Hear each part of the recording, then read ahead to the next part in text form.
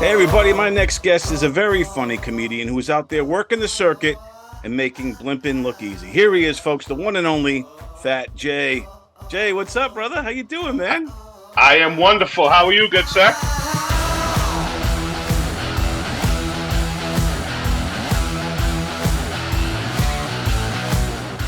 Yeah, the last time we were together, I was running around half naked through Nassau Coliseum. And that's the thing, you never know what is going to happen in life. Yeah, Especially in the entertainment world. You don't know when you're going to get that phone call for someone to say, "Hey, I got a opportunity for you." Let's go, baby. No participation trophies tonight. You gotta beat me to get a trophy. And you can't beat the big sleaze, baby. and Yeah. I tell you the truth, it was a great time. Um, while I was waiting in the back, I opened the door, and boom, there's this old timer security guard. You were out running around. I was just sitting there waiting. And the guy goes, "Hey, you want to see something cool?" I was like, "Yeah." Takes me to this like back green room slash locker room. And there's a wall of like everybody who's ever performed at Nassau Coliseum signed it. Wow. Jay-Z. I know the rock and roll guys that you're into. I know you like the rap music too, but Yeah. yeah, it was pretty crazy. Like everybody I've seen that, DMX, Rough Riders, it's pretty sick. So yeah, that was pretty cool. That is cool. It's cool to be behind the scenes in a place like Nassau Coliseum because, like, now you grew up Long Island, right? You're a Long Island guy. Yes. Yep. Me too, bro. And like my first concert I ever saw in my life was 1986. I went and saw Ozzy Osbourne, the Ultimate Sin tour, and who opened for them was this new band that I never heard of called Metallica, and they were doing their Master of Puppets tour. They were opening for them with Master of Puppets. It was the first time I ever saw Metallica or ever like really kind of that whole thrash metal, speed metal era with them and Anthrax and Slayer and all those bands, Venom. But to see Metallica for the first, Cliff Burton was there. I don't know if you're a Metallica guy. I know you're more hip hop guy, but like, and I saw so many other concerts at that place that every time I go there, it has a sense of it's like surreal for me that. Yeah, like I remember, like it's when you walk in the building, the truck show when you're 7 years old that Yeah, your uncle took you to. You know how many circuses I've seen there when they used to park the train around the block, like, yeah, and now yeah. it's all gone. Like they don't do it anymore, and it's shameful because it's such a good venue. But then again, I just went to Jones Beach last Tuesday for TLC and Shaggy, and that is an amazing venue too. Like we have two sick concert venues right in our, with 10 minutes away from each other. Dude, Jones And Beach one is of them's going to be, null and void now because UBS is open, but that's okay. I want to get back to the whole thing with the New York Riptide. So what Jay's talking about here is when I work for the New York Riptide, do some of the video work for them for their in-game show. So everything you see on the jumbotron, all the videos, stuff like that, I help produce those. And and that's one thing that, dude, that's one thing that me and you share, and only me and you share. We're Yeah. bonded for life. We're the only two people that ever did this, and this is this character that they called the Sleaze, which I never really liked the name, but it rhymed. Whatever, beat the freeze, because that's what it was. There was so it, I'll start from the beginning. So there's this character called the Sleaze that both you and I have done this character where we wear like this kind of Mexican wrestling outfit with no shirt on, these tights with these boots, and it's like a Halloween costume. It's not really good quality.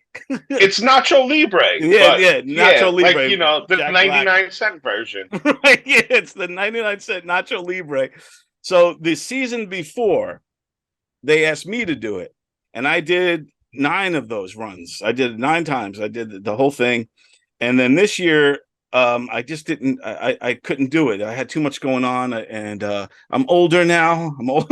Like I didn't want to run, so Yo, that run, ridiculous. Ridiculous. Bro, ridiculous.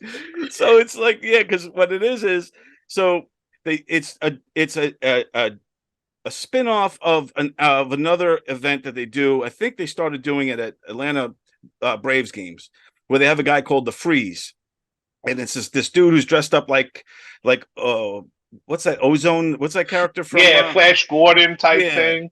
and he's called the Freeze. And what happens is he gives the contestant a 10-second or 20-second head start run in a race to like run across the field of the baseball field, the outfield.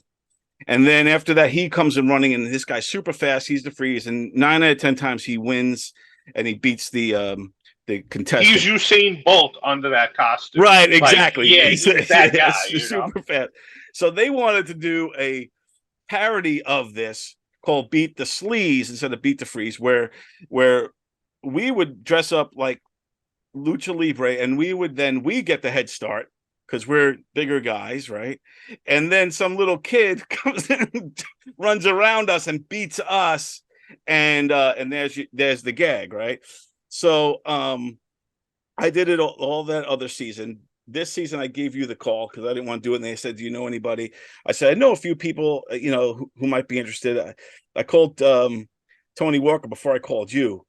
And I said, do you think Jay would want to do this? Like, because it's kind of, you're putting yourself out there. You're going out there with no shirt on and this and that. And I know you kind of embrace, that your name, Fat Jay, is your stage name. Yeah. So I was like, yeah, he might be into doing this. So tell me, when you first got the call and everything, what was going through your mind? I was like, yeah, I'll do it. Definitely. That's sick. And then it's like, okay, then I found out when I got there that I was going to be half naked. I didn't realize. And then when I said to the lady, I'm like, well, what if the outfit we have doesn't fit? She goes, oh, we're going to make it fit. So I was going out in that uniform, whatever you want to call it, regardless if it fit or not. So I was just like, oh, thank God it fit. It was actually like perfect size. Yeah, it was what a good time just waiting. I have some good professional pics that you took, just waiting, and the kids are coming down. Like, I grew up watching wrestling in the 80s and 90s. I don't watch it now, Right. but just watching that, like the kids lining up to see the wrestlers come out. And as I'm waiting there, and you hear some 9-year-old kid, wow, look at the tits on that guy. Like, I was like, wow, that's pretty hysterical, And then the cheerleader ladies are like, wow, kids are so mean. I'm like, welcome to my world. And that's what people don't understand. And that was like a good learning experience for them. Right. And come to find out, some guy I know dates a cheerleader there. So she was like, oh, I met this guy, Fat Jay. He's like, that's my boy. She goes, well, look at what he did. And there I was. He calls me up. He's like, bro, I can't believe you did that. I'm like, I want to do it again. And then they fucked us and didn't have us back. But whatever. Yeah, it was crazy because you did a great job, and I was loving it, seeing you, do that, because I know what it feels like you said about the kids. They all gather around, they give you high fives, the fans are cheering for you, and it's fun. It's a cool experience that not a lot of people get, like you said, like living out that fantasy of like being a pro wrestler or something, where everybody, all these little hands, and you're just high-fiving everybody, and it's an awesome thing. And then it was sick. And you did a great job. Everybody loved what you did. You like cut across, and you cheated, and that was perfect. There was no way. There was no way. I had no. By the way, I was fresh off of like stick for 4 days. Right. Like, I didn't even know if I could do it, and then like, woof, I made that turn. I was like, oh my! And then I saw the long turn all the way. I was like, oh my God! I'm like, there's no way I'm making that. I'm like, I just cut through. Winner! That was great. No, you did it great. There was no way. I think you did a great job. I think the fact that you cheated like that, whether you had to or not, it came across as that's part of the character. Everybody got a kick out of it, and the kids still, won. He got the prize and all that. And yeah, and I think the owner of the team put a kibosh on it after this, because I think he felt it was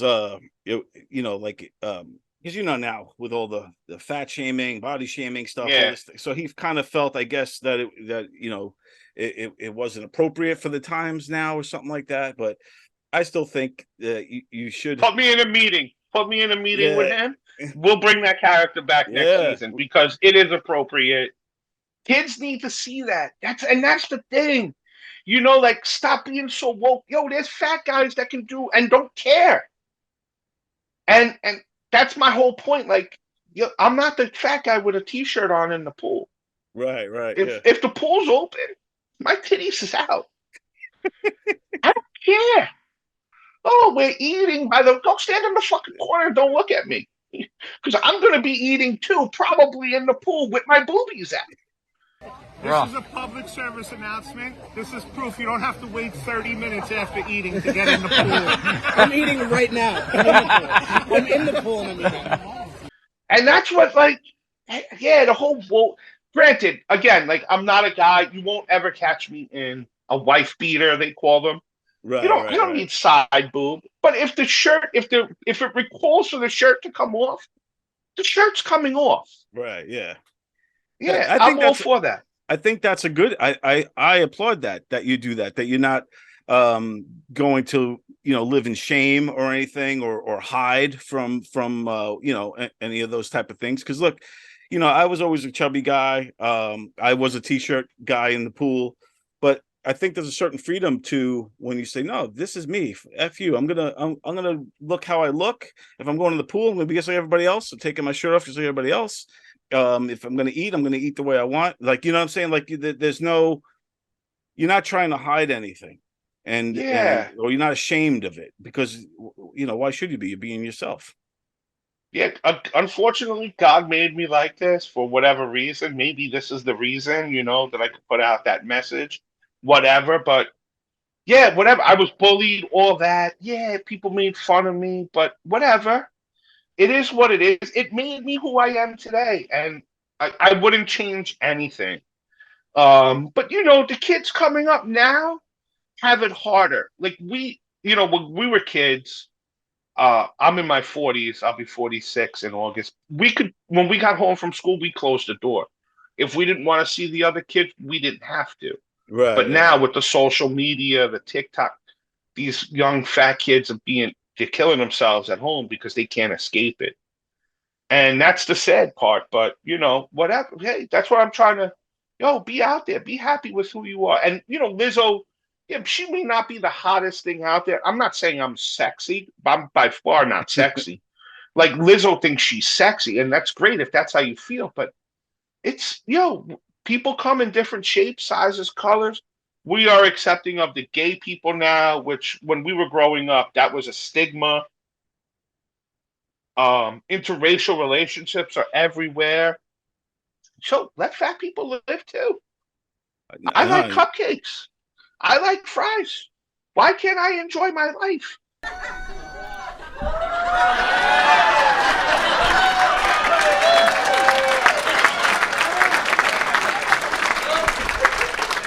You guys don't smell anything, right? Because this thing's been on since fucking January.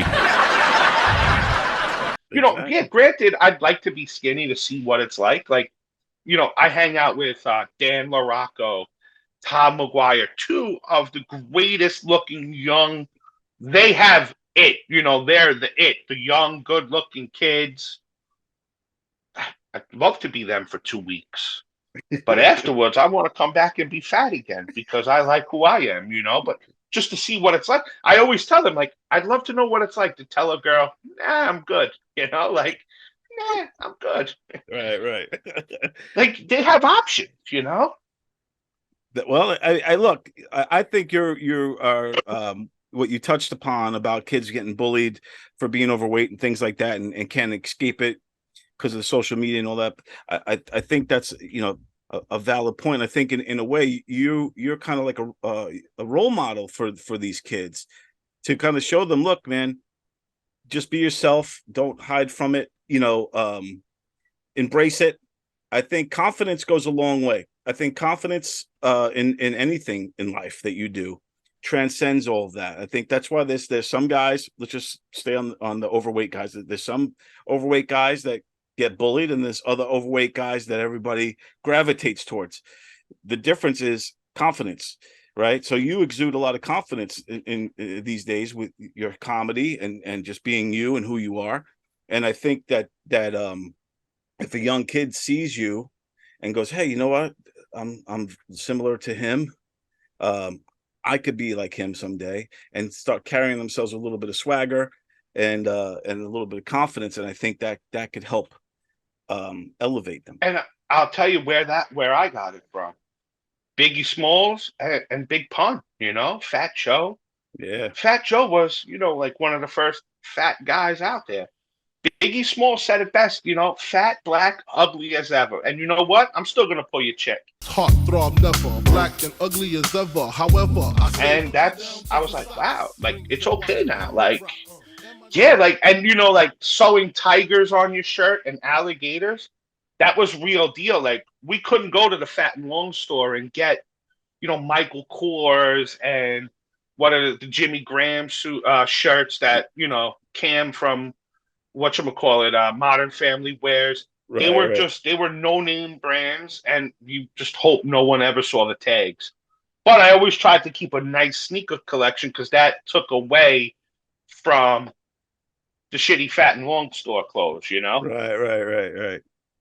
Yeah. So No, then that's stuff that people don't always think about is that the when you're a big guy, whether you're a big and tall type of guy, you don't realize all that the brand, even something as simple as getting a polo, yeah. you know what I'm saying?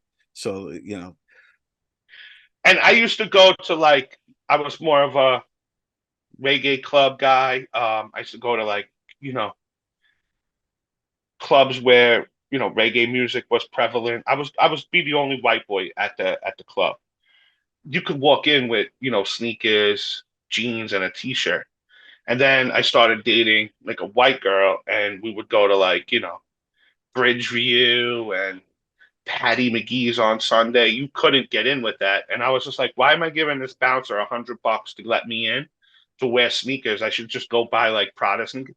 So, oh, I'll go with you. Nah, like I don't go to the mall. Like I go to the Fat and Long store, like, and she was like a personal trainer. So you don't want to say that, but yeah, that's right. what it is, like you don't know if they know, and you don't want to give out where you go, like I can't go to Macy's and buy a 5X polo. It don't work like that. You got to go to the Fat and Right. Long store. The fat gay guy that manages the place, oh, hi. And then you just hope you don't bump into anyone as you're walking out in the parking lot, But now it is what it is. Yeah, we can buy Biggie shirts at the Fat and Long store. There you go. Like, it's the place to go to now.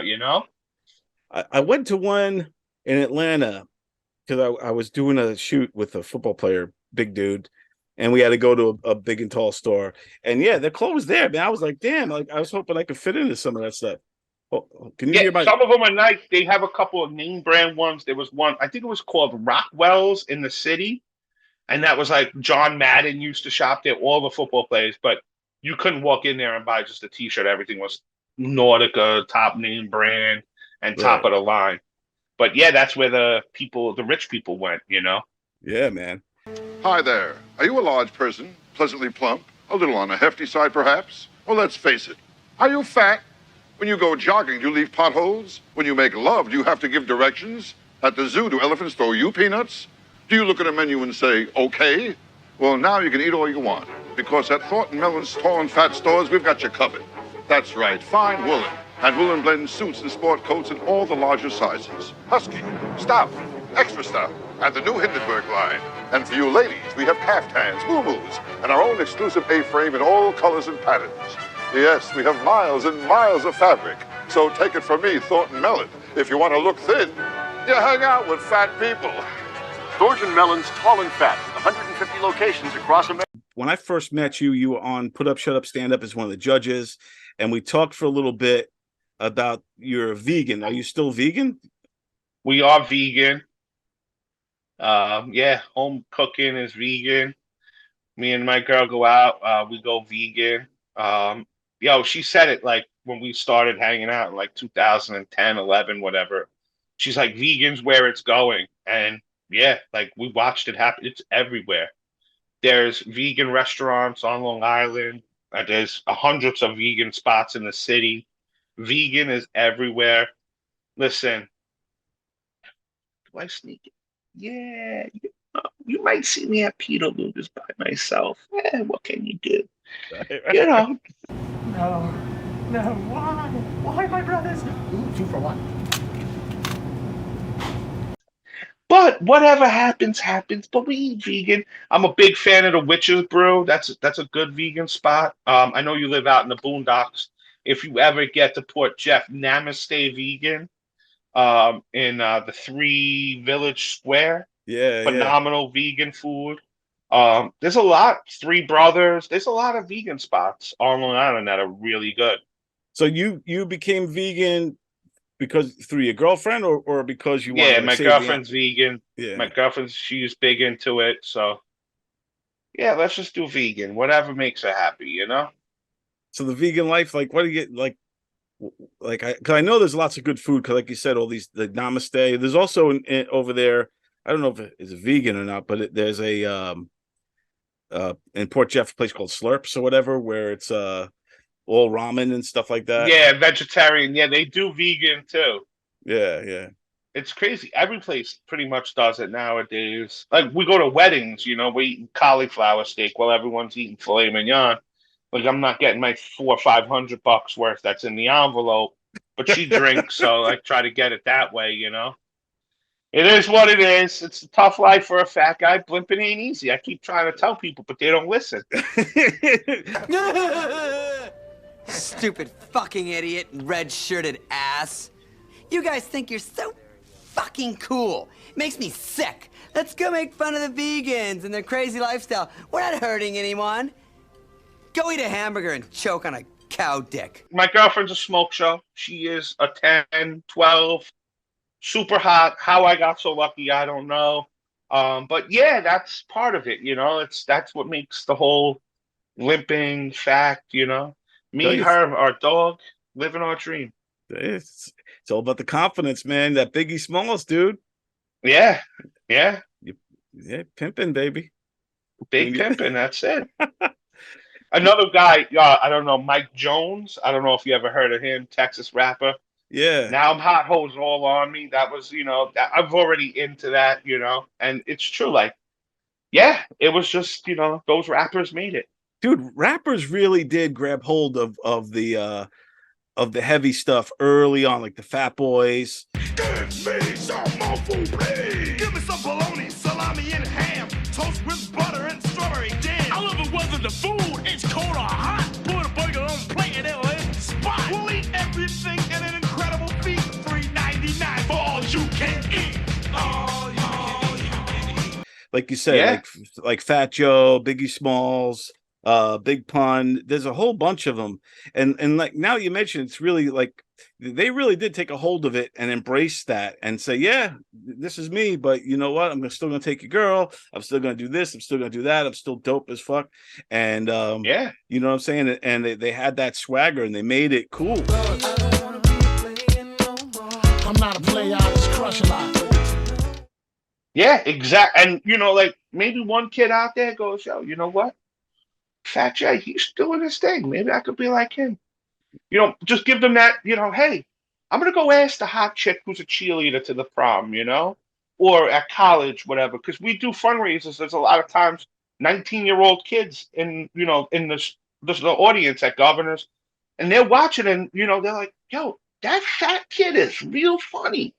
And, you know, maybe there's a fat guy that they know, well, bro, this guy, and, you know, that's what it's all. Maybe I could make that same thing that those guys did to me. Maybe I could portray it to the younger version. Maybe there's a 25-year-old that's like, wow, I don't know. Well, be yourself, man. People like who you are, you know, and just be a good person. Right be on, nice. Man. You know, don't be a jerk. Don't be an asshole. If you have to, then you'd be an asshole, but, you know. Walk into the house, walk into the party, wherever you're going. Hold your head high, man. Lizzo's got the fat girls feeling themselves, and I am all for body positivity. And I know I'm a sex symbol, but be careful how you approach me. Was hanging out at the bar after a show the other night, and there she was. Yo, fat boy. Yo, fat boy. I turned around, I was like, honey, are you fucking talking to me? She goes, yeah, I'm talking to you. I'm like, you do realize you're just as fat, if not fatter than I am. She goes, no, boo, I'm fluffy. I was like, oh, fluffy. She goes, so what's up, Jay? You want to come home with me tonight or what? I was like, honey, I haven't seen my dick in over 35 years. I am not going to spend the next 6 hours trying to find your fluffy pussy. Like, with you, I've known you now for a couple of years. I feel like I've kind of watched you evolve and grow from like an open micer kind of into now you're featured act, and you kind of, you know, you're traveling now, you're getting on different stages from different audiences. I feel like you're really starting to come into your own. But I don't know, like, tell me a little bit about your story. So, like, when did you get involved in comedy, and how did that I got happen? involved. My first comedy show was March 10th, 2017, 6 years ago. I met a gentleman, Frank Macri. He runs Comedy Inc. We worked together. That was all meant to be, because I worked at another company, and then I joined that company. And he was like, here, you want to do comedy? I was like, yeah. So he introduced me to Paul Bond. He gave me my first like 6 minutes. And then I did a second show. Carrie Carabas was the headliner. I came off. There was 300 people there, and it was real good. Again, I was new, you know, heavy sickness at that point. So Right. I was new. I didn't really know what a kill was, what wasn't. I thought I did okay. I definitely got laughs. She was like, how long you doing this? I was like, this is my second show ever. She's like, wow, you're meant to do this. Keep going. And if you ever want help, call me. And I was like, yeah, then I did a show with Terry McNeely. He was like, Carrie Carabas was my teacher. She's a hard-nosed, yell at you like your mother would type comedian, and she could help you a lot. So I called her up, and then I won John Butera's contest, which gave me an opportunity to close a show, go last. And that mean I had to build up to 20 minutes, because that was the time. And my friends are going to come out and pay. I'm not going to short them and do 16 minutes.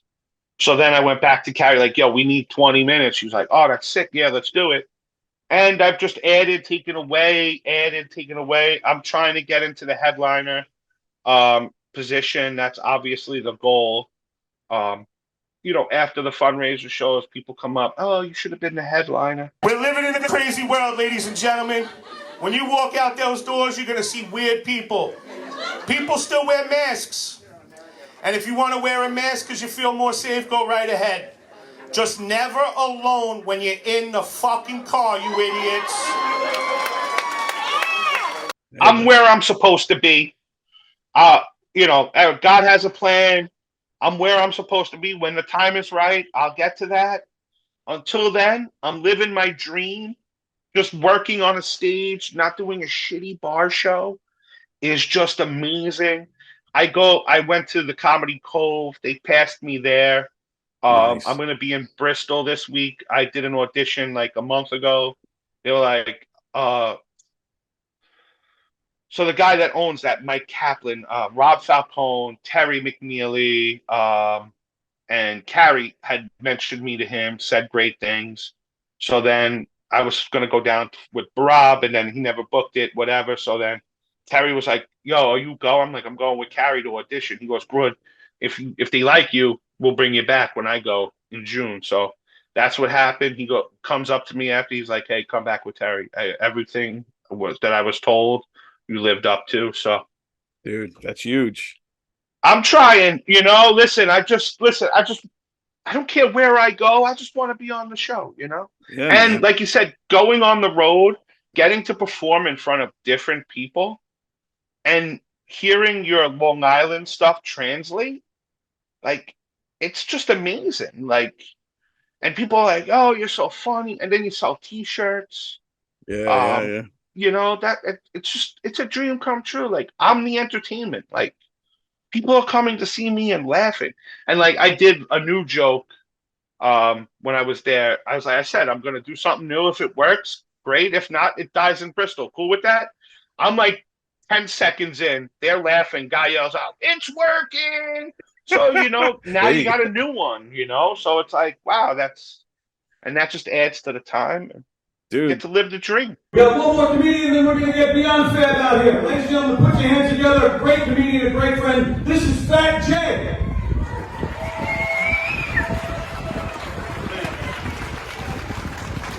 What's up, Jones B? it's great to hear that, man, and to see it. Like, cause I feel like 2019 was, I think, the first time I met you, and I guess you were only a couple years in then, and really to see your growth, and also to start out with people like Paul Bond and Carrie Kravitz and Terry McNeely, these kind of seasoned up comics that have been around for a while, and for them to believe in you early on and help you just shows you about kind of like the camaraderie amongst the comedians here, and the fact that they all want to help each other to achieve to climb the mountain. Yeah, and like Carrie Kravitz, like some guy that she featured for at Governor's, Mike Gaffney, who's a writer on my God, what's the show with Impractical Jokers? Oh yeah. We walked in together. She goes, "Hi, I'm Carrie Kravitz." He goes, "Yeah, I know who you are. You don't remember me, but that's okay." 25 years ago, I was brand new. I think I had 7 minutes. And we were at the comic strip. You were like, "Yo, I'm going to Dangerfield. Do you want to come do a guest spot?" And I was like, "Yeah." And you were like, "Bring a tape." He goes, "Next thing you know, I'm doing 30 minutes at Dangerfield on a Friday night in a guest spot." He goes, "I left there that night, and next thing you know, I was headlining, and that was all because of you."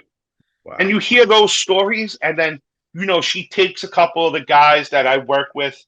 We're going to stop at the Cellar, or we're going to stop here. And Dave Attell is in the middle of his performance, and he sees her walk in, and he's like, "Yo, Kravitz, how do you think I'm doing tonight?" And then you're like, "Yo, I hang out with this lady. Like, I go to her house. Like, I'm going to her house on 4th of July. Like, like we go on the road together. Like, that's just crazy shit. Like, and yeah, like, it's just awesome. It's just a great, and my dream was to feature at Governor's for her when I started out walking to her house, because she's just amazing. And then I got to do that recently. And then I worked with Patty Rossborough. They had a podcast together. Yeah, that's right. Yeah. So, and they're just great. I'm looking forward to work with you and Mark Riccadona again. Well, you come, but I'm looking forward to open for Mark again, because I did eat my ass for 6 minutes that night. And I need that redemption. Right. But he's been super nice to me. Always says hello. Just super nice. And yeah, but you were there and watched me eat my ass, and I don't know why I ate my ass. I thought you did good. I thought you did great. It was all right. Like, it happens. Like, I left there that night like, "Oh my God, I can't do any fat material. That's why they didn't like it." And then, the next day I go in and I do 20 minutes and murder for 20 minutes. You're like, "All right, yeah, I could do the fat material. It works. Like, why the fuck would I think I'm not doing that, But as my girlfriend likes to say, because she just walked in from letting the dog out, what do? We go tell a few knock-knock jokes and come home, There you go. Yeah, it's. I wish it was that easy. Yeah, I know, man. And I guess, working on new material. Do you work in the vegan stuff in your material, that you're a vegan? I do. I haven't done it in a minute, but yeah, I'm working on some new stuff with it. I gotta film a sketch with like a day in the life of, like, because people need to see that. It is fucking hysterical. You gotta, like, when we walk into the vegan spots, like in the city, here I am, a donut away from 400, walking into a healthy vegan spot with a hot chick. People are like, "What the fuck is that guy doing here? How much money does he have?" Meanwhile, I'm pissed broke. And I just got good looks, Like, Yeah, all right, go. I'm eating vegan. But then again, Oreos are vegan, so it's not, vegan isn't necessarily good for you. Probably came across the information, or someone told you that Oreos are vegan. So having a look at the ingredients list here, I don't see anything that screams animal products. We see wheat flour and acidity regulator, sodium hydroxide flavoring.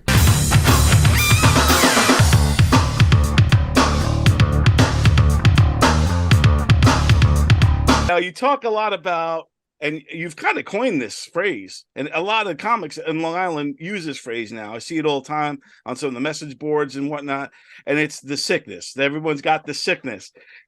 Tell me So what. that too originates from Frank Macri, Okay. because he would message me like, "Look at this guy. This guy's got the sickness," and I just started calling it out. And it's kind of it's true, but it's true. Like, man, again, like I don't like to make fun of my peers or anything, but some of them are just. Ooh. So the sickness is when a comic thinks they're bigger than they are.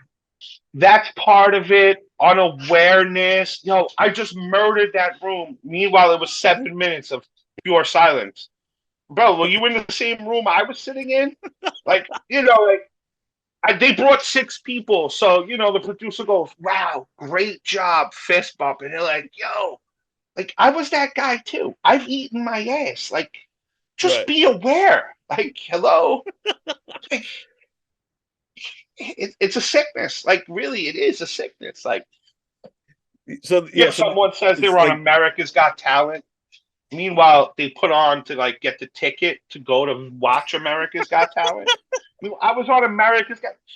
You're doing bringer shows. Like, were you on America? Because I know a motherfucker from America's Got Talent. He headlines all over the place. Right. You were not on America's Got Talent. But okay, whatever.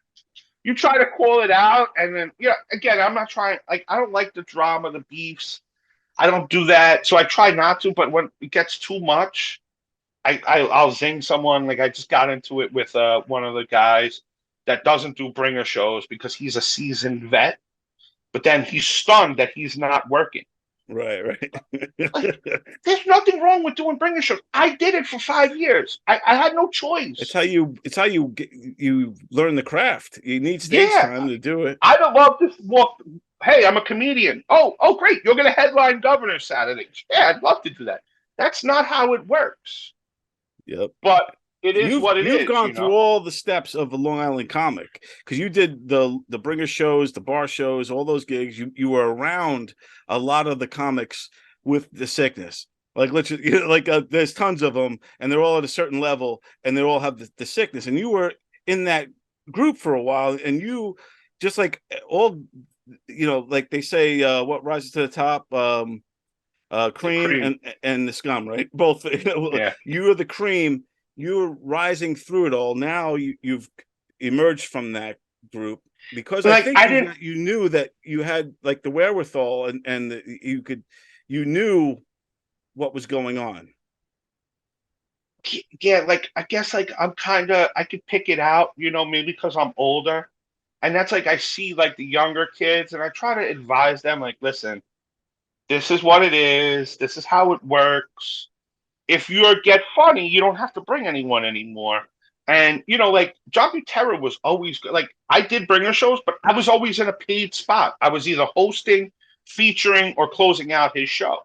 And I didn't have to bring people. Of course, with every show you do, you want to bring people, because if there's nobody there, the table and chairs don't laugh. Right, exactly. And if there's nobody there, maybe you'll get $100 one Friday night, but the following Friday, the owner of the place is going to be like, "Yo, what the hell are we doing?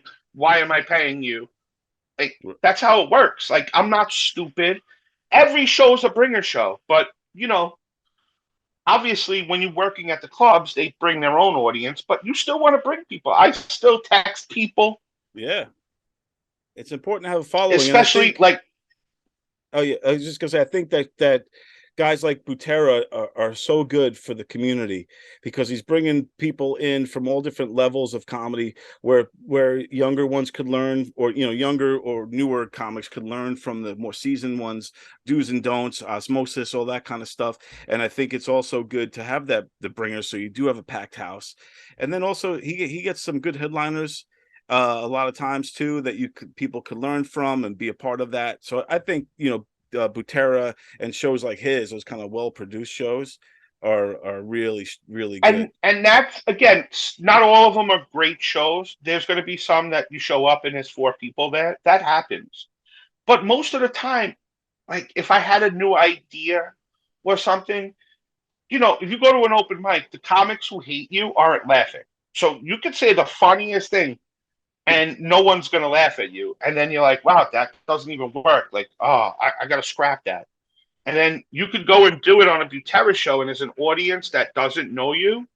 And if they're not 30 of your friends there, they're not guaranteed to laugh. So if you get them to laugh, you like, no, it's a real deal joke and it works. Right. You know, and that's what I did. Like I used his, and there's times I go on Gov stages now on a Thursday night, or one night I did it on a Friday, and I tried new stuff. One of the security guards, Kenny, at Governor's, I happen to love him. He's one of the nicest guys ever, and just super nice to me from jump, you know? So he was like, one day, he was like, hey, Jay, you working tonight? I was like, I am. He goes, do me a favor. I go, what's up? He goes, do something new. I know your whole shit by heart. I was like, wow, you're going to be that guy? What an asshole. Because that's what you hear all the time. Right, yeah. Like, are you doing the same stuff?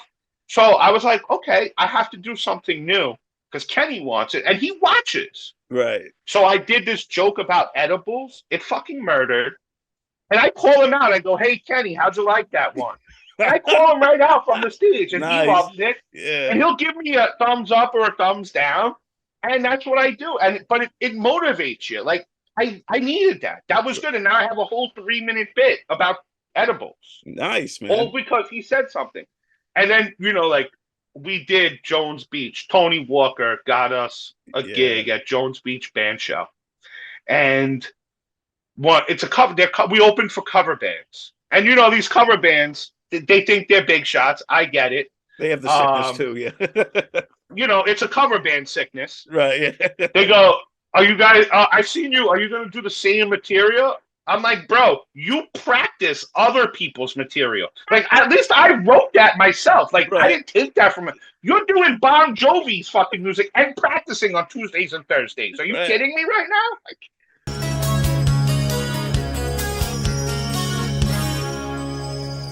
that's great. But that's what we're up against. Yeah. It's crazy, and you know the old adage: everybody's a comedian. They think it's easy, and then they don't understand what goes into this. And then they also don't understand that you need a tight 5, you need a tight 7. So you got to do the same material night after night to tighten it up, to find, you know, tags, or, you know, for the, you know, to tag onto the joke and things like that. Yeah. And then, you know, you work in the new stuff slowly and all of that. So I think you're doing good. Comedy is tough. Besides all of that, the writing, all that, your family hates you because, hey, it's your nephew's bodybuilding competition. You didn't make it to the first one because you were sick and hurt your back. Oh, I can't go to that one. I got a show. Oh, your girlfriend's stuck home on Thursday, Friday, Saturday, and Sunday because you're out working.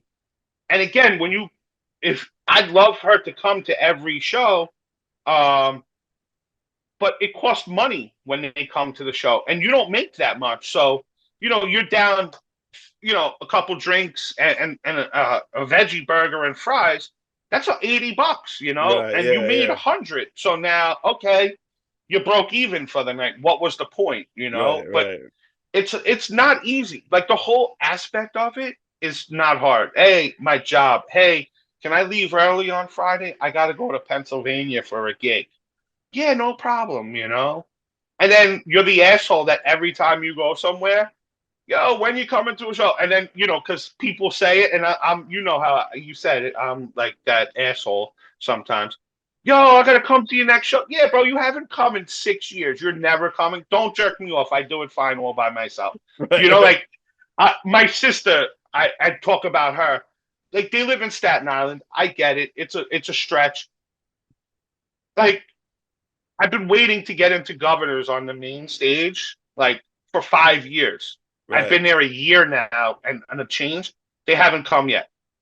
Right. And it's like, all right. And then the one time I do tell them to come, there'll be 12 people there. I'll eat my dick, and then I'm an asshole because they just drove from fucking Staten Island, you know? Right. Meanwhile, there was 87 murders that you didn't come to, you fuck. Right, and now right. I'm an asshole, you know? Yeah, I hear you. That's always how it seems to go. Even in my world too. Some of the things I do, it's like people show up when like, oh yeah, my family's here, and it's the one day everything tanks and falls through. Just I don't know, Murphy's Law or some shit. It's crazy. Yeah, you know. So What are your goals? Like, where do you want to get to? What's the main objective for you with this? I'd like to get a TV show, maybe, you know, whatever. Listen, I just watched Dark Side of Comedy with Andrew Dice Clay. You know, even if I don't need his star power. I'm living a dream. Everybody wants the TV show, you know, the headlining gig. Um, Anthony Rodia is living every guy's dream right now, from what I can tell. One of my goals, because you know I did do bringer shows, I was like, you know what? If I could just perform at real clubs and not have to do shitty bar shows, that would be cool too. But yeah, I'd like to sell weed legally and do comedy and not work a day job. That's pretty much my goal. I want to pay my bills. I don't need a Rolls Royce Phantom. Yeah, that's nice. I don't need a mansion. It's me, my girl, the dog, and our vegan snacks.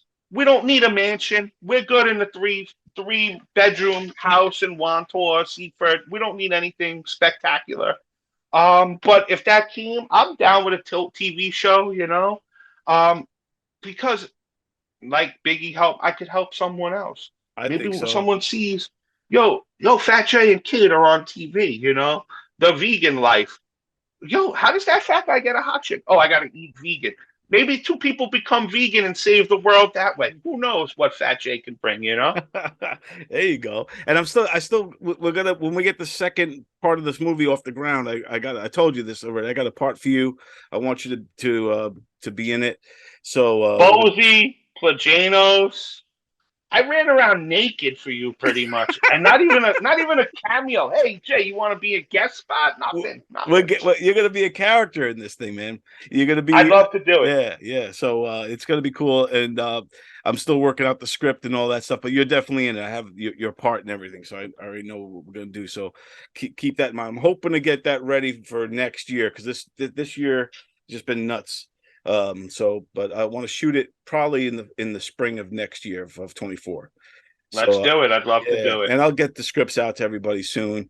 But also, before we get into the random questions, I want to ask you to just name off some of, because you're kind of really in deep in the Long Island comedy scene. You know more about it than most. You're in it on all different levels.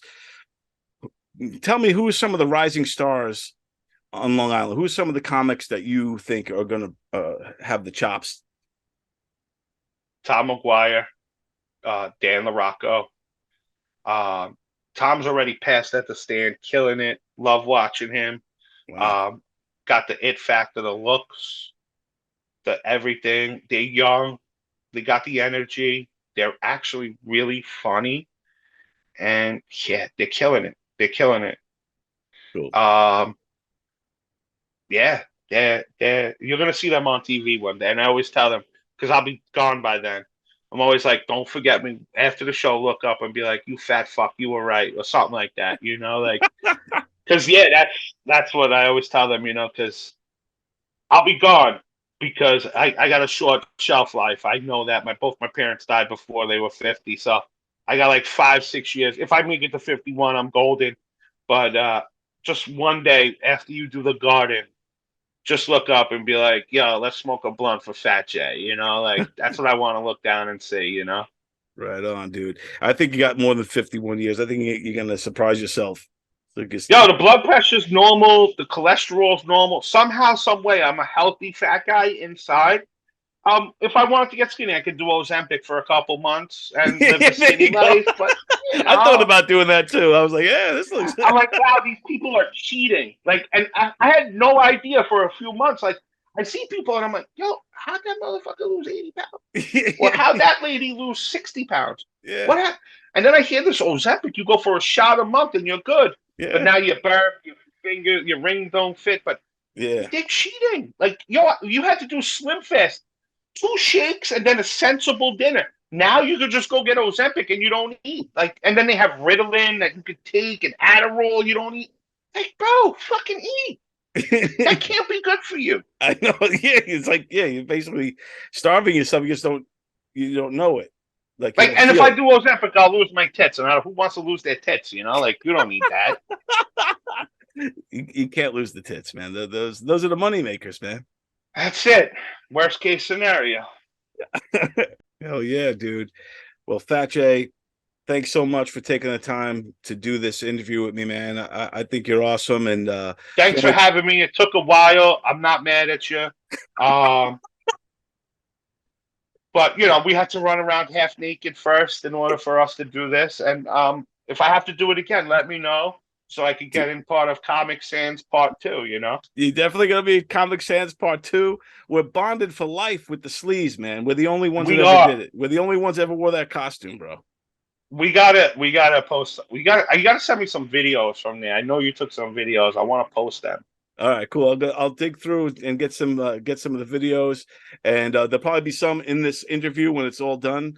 I'm hoping to get it done by either this Friday or next Friday. Will come out, and then the same thing with the random questions. So, but look forward to it, sir. Yeah, tell everybody where they could. Congrats on the wedding. Oh, thank you, bro. And also, I know your Instagram's been blowing up too. Tell everybody how they can follow you on Instagram, real quick. Fat Jay's World on Instagram, Jay Christopher on Facebook. Blimping ain't easy. Keep going. Buy a t-shirt. Let's come out to a show. Let's laugh. Let's have fun. Let's eat. Whatever you want to do. Let's get together. Come laugh, man. Right on, brother. Yes, indeed. And thanks again for the congrats on the wedding, man. I'm a married man now, so it's all good in the hood, brother. It's crazy, right? But you guys were married anyway, pretty much, so. Yeah, pretty much. We're together for 10 years, so now we just made it officially official.